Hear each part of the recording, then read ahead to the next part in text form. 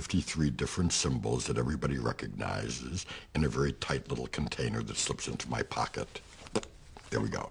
Playing cards are fascinating. Fortunes have been won and lost. Loves have come and gone on the turn of a single card.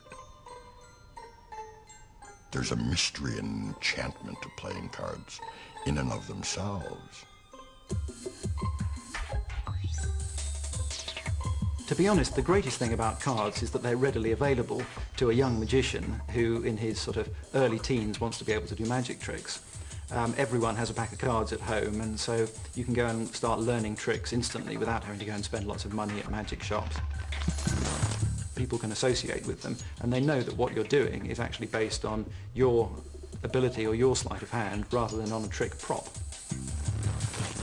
The playing cards became an important tool of magic in lots of sort of different routes. First of all, they were universally known. Worldwide they were known. And they were known as a gambling device. This association with gambling made cards so disreputable that the church tried to ban them, and card magicians were often confused with card sharps. And no identity was more obscure than that of the greatest card cheat of them all. The Expert at the Card Table was written in 1902 by a man called S.W. Erdnase. It's a unique book and is generally regarded to be one of the most important books on magic and also card cheating. As far as one can tell, no one has ever existed with the name Erdnase. It doesn't take much detective work to realise that if you read the name backwards, it spells out E.S. Andrews. So a lot of people have assumed that somebody by that name, or at least with the surname Andrews, was the author of this mysterious book. It's not surprising if you're writing a book that explains how you cheat at cards that you might want to keep your identity secret. There have been all sorts of theories about who this mysterious Mr. Andrews was. One of the most prevalent theories is that he was a Mr. Milton Franklin Andrews, who was around at the turn of the century, the early 1900s, who was well known as being a card cheat at the time. However, there have been a lot of other theories, and if I'm totally honest, I'm not entirely convinced when one looks more carefully at the evidence about Milton Franklin Andrews. The truth is that nobody actually knows who wrote the book, and it may well be that he never wanted anyone to find out who he was, and we'll never know. Erdnase in his book talks about dealing from the bottom of the pack and says that this is one of the most important moves that any card cheat needs to be able to master. Of course, the difficulty is that whenever the cards are cut, as they are in any game, then those cards that were on the bottom end up in the middle of the pack. And for that reason, people have worked out ways of dealing not from the bottom, but rather from the middle of the pack of cards. So just to show you what I mean, supposing one of those aces is in the middle of the pack, and in fact let's put another one of the aces in somewhere else as well. We could do this, in fact let's do it with all of the aces like this, so they go in different parts of the pack like this. I hope that you can see that they really are randomly spaced out in different parts of the middle of the pack. It is, however, possible to control more or less where those go and to keep a fairly good idea of where they are, so that when the cards are dealt out, for instance if there are 5 players, when I deal a card to myself, I'm actually not dealing a card from the top of the pack, I'm dealing a card from deep within the middle of the pack. So it's possible to do this even with one hand like this. You actually then deal to yourself all 4 of those aces. Most of the card cheating that would have gone on, and that I'm sure does still go on, would happen in private games. Now obviously if you're going to control the card, you need to be able to control it even when the cards are shuffled. And there are lots of different ways by which cards are shuffled. Obviously people in casual games will sort of generally shuffle the cards in this sort of a manner. Sometimes you get people who do these slightly flashier shuffles like this, sort of a waterfall type of shuffle. All of those are perfectly acceptable in most games of cards. Of course, in a casino or a more formal environment, a dealer generally shuffles like this. This is a more standard on-the-table shuffle and a series of cuts. Nevertheless, despite all this shuffling and cutting, it's actually possible to keep track of where that card that we started off with is. So I've managed to keep the ace of spades under my control throughout. Of course, as well as shuffling the cards, when the cards run past, it's also possible to see some of the other cards as well. So it's then possible to put them into a particular order, to rearrange those cards. Just to show you what I mean, if I stop that halfway through, you'll see here the way the cards are interwoven together. It's not a perfect shuffle, they don't alternate exactly, but they nevertheless are in a particular order. And the advantage of putting them in a particular order is it will enable me to keep control not only of the ace of spades that I've got here, but if I spread the cards out, also the 2, 3, 4, 5, in fact all of the spades, all the hearts, all the clubs and all of the diamonds, every one of those cards in perfect order.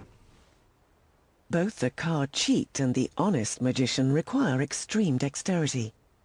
Something very hard to imagine in the case of the next magician to follow Fawkes as an international star. Another magician that was around roughly the same time as Isaac Fawkes was a guy called Matthew Bouchinger, and he was kind of memorable as a magician for slightly different reasons to Isaac Fawkes. The thing that stands out about Matthew is that he didn't have any arms and he didn't have any legs. And that kind of makes you stand out in a crowd. He was 29 inches high. According to records, he had what can best be described as flippers. And with it, he managed to be amazingly dexterous.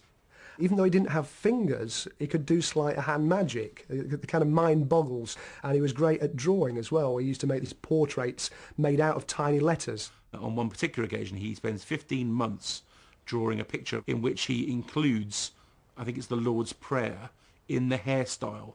I don't even know how that would work. I don't even know what kind of brain that would say that, here's a good idea. I'm going to draw someone, and in the curls of their hair, I shall insert the Lord's Prayer. As far as magic is concerned, he learns to do magic. He does coin tricks and card tricks, and very famously does the cups and balls trick. Like Fawkes, the little man performed in taverns and private parties. These enclosed spaces allowed magicians to control their environment. It is known that he had a bit of an entourage with him, so, you know, maybe you get this picture of him kind of sat on a table, all 29 inches of him, and lots of people underneath operating contraptions. Who knows? He produces not only balls, but he also produces small hens, livestock from under his cups.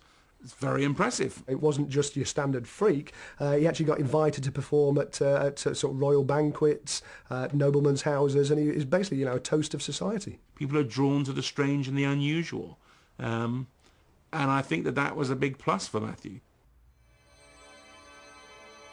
The little man was astonishing because even without hands, he still excelled at the other fundamental magician skill, sleight of hand. When you think about a magician, you think about him pulling a coin from behind the ear. Well, that's sleight of hand. A pretty basic thing would be to hide something in your hand. You take your hand and you hide something using the muscles to hold it in position in a non-obvious way. Bad magicians are really obvious because they sort of walk up to you and they go, hello, and they have their hands in this sort of weird position that makes you look like you've got sort of arthritis or something like that, and it's a strange, you know, trying to look natural. So the ability to hold sort of 20 cards in a hand and make them appear one by one is technically sleight of hand. It's things with everyday objects that the magician himself makes happen. Take a rubber band just like this, and I'll break it, okay? And then you just put it back together like this. That's organic magic, sleight of hand with everyday objects. Take a hanky, you push it into your fist, it's the simplest trick in the world, and you go, way, it changes into an egg, okay? Not good, but quick. Now what we've done is combine sleight of hand with something which is called a gimmick, or a fake, because it's not a real egg. Okay, a fake is something that looks real but it's not, and it's spelled F-E-K-E, sort of magician's terminology. A gimmick is a kind of hidden bit of equipment that you don't see at all that helps you do the trick. And it's the combination of these things that does it. Now, I'll show you that again because the other element you need to use is presentation, obviously, the whole showmanship thing. So I'll show you how this works. That goes in there, so when I pick up the hanky, what that is a big move to cover the small move. Okay, now so that pushes in there. Also, you're showing that hand empty, also good psychologically. You push it inside the fist, but obviously into the egg, so you're combining sleight of hand with the fake, and then you show it's changed into an egg. Now, obviously, you keep the hole to the back, that's the important thing. That's actually a fake as well, because that whole explanation was kind of a gimmick to help me get away with this, which was misdirection, making you think it was a plastic egg, when in fact, it's a real one. That's misdirection. Magic does remind us of things we're in danger of forgetting. not only that the world is a mysterious place, but look, that life is full of surprises. Here, this is a folded piece of paper, and it's about, I would say,